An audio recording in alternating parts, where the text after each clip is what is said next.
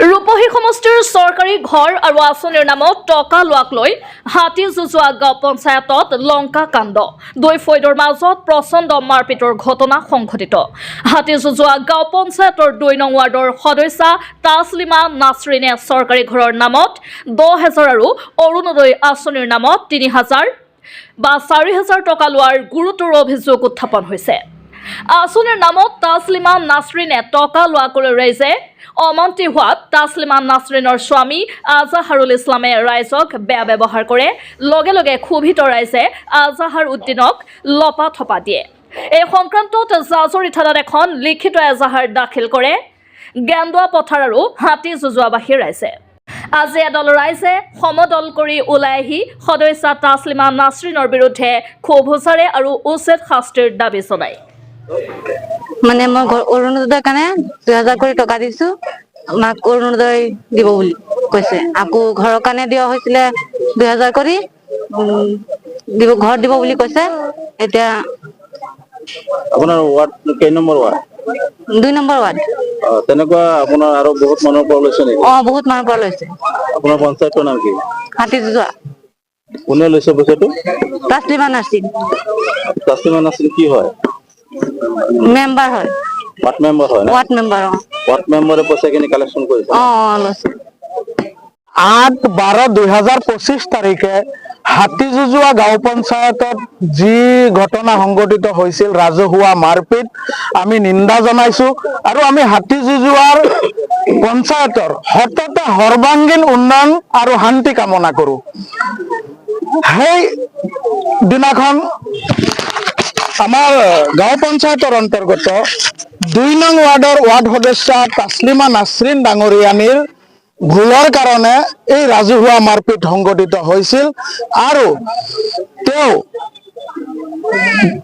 কংগ্ৰেছৰ ৱাৰ্ড সদস্যা হৈ পেলাই আমাৰ পঞ্চায়তৰ সভানেত্ৰী এখেতৰ ছাপোৰ্টত হৈ পেলাই এই মাৰপিট দুখীয়া ৰাইজৰ টকা খোৱাৰ পিছত এক ৰাতিতে তেওঁ গৈ পেলাই আপোনাৰ বিজেপি হৈ গ'ল।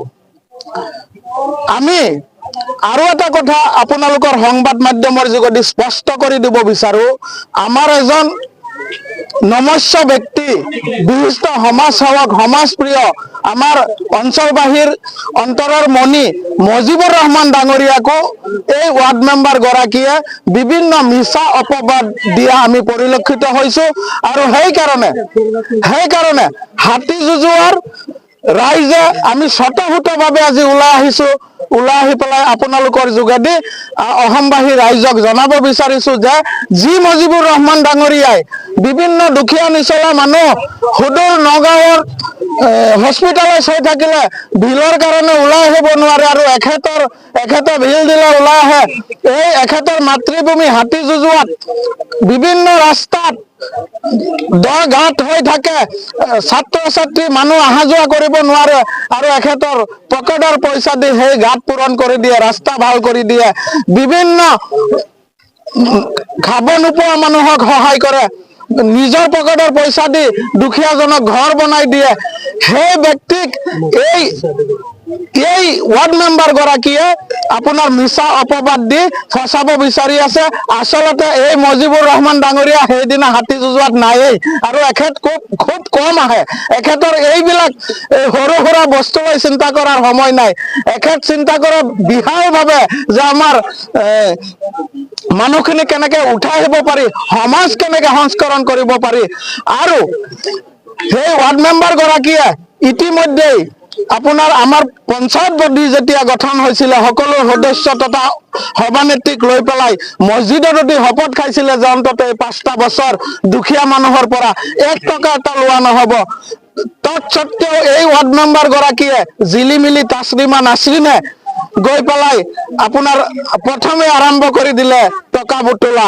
বিভিন্ন দুখীয়া মানুহৰ ঘৰত গৈ পেলাই আপোনাক বোলে ঘৰ দিম, 10,000 দিয়ক, অৰুণোদয় দিম, 3,000 4,000 দিয়ক, এনেকে কৈ পেলাই তাই অৰিজিনেল ফৰ্ম কালাৰ জেৰক্স কৰি 3-4 হাজাৰ টকাকৈ বিক্ৰী কৰাৰ উদাহৰণ হয়তো আজি আপোনালোকক ৰাইজে ক'ব, যিসকলৰ পৰা টকা লৈছে ইয়াত উপস্থিত আছে।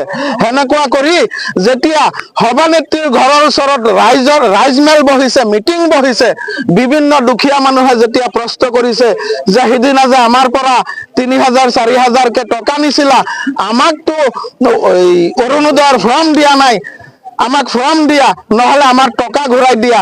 এক কথা দুই কথাত সেই ৱাৰ্ড মেম্বাৰ গৰাকীৰ স্বামী আজাহাৰুল ইছলামে ৰুদ্ৰমূৰ্তি ধাৰণ কৰি মানুহক বিভিন্ন বেয়া গালি গালাজ পাৰাত লাগি গ'ল। লাষ্টত এজন জ্যেষ্ঠ ব্যক্তিক যেতিয়া এই আজাহাৰুলে ৱাৰ্ড মেম্বাৰৰ স্বামীয়ে ধাক্কা মাৰি পেলাই দিলে, পৰিস্থিতি উত্তপ্ত হৈ পেলাই ৰাইজে ধৰি উত্তম মাধ্যম দিয়ে আৰু তাই লগে লগে গৈ পেলাই বিজেপি হৈ গ'ল এক ৰাতিত।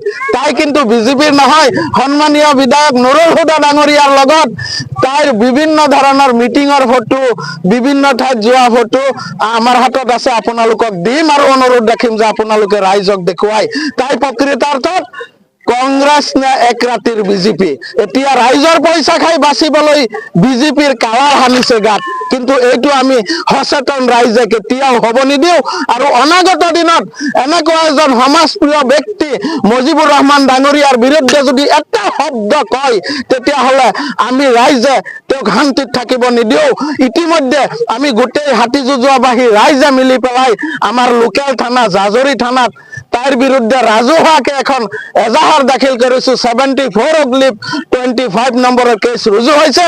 আৰু আপোনালোকৰ চেনেলৰ যোগেদি সন্মানীয় প্ৰশাসনক অনুৰোধ জনাম যে অতি শীঘ্ৰে এই দুখীয়াৰ তেজ খোৱা কালপিত তাছলিমা নাছৰিন ও তাইৰ স্বামীক যাতে গ্ৰেফতাৰ কৰি জেল হাজতলৈ প্ৰেৰণ কৰে।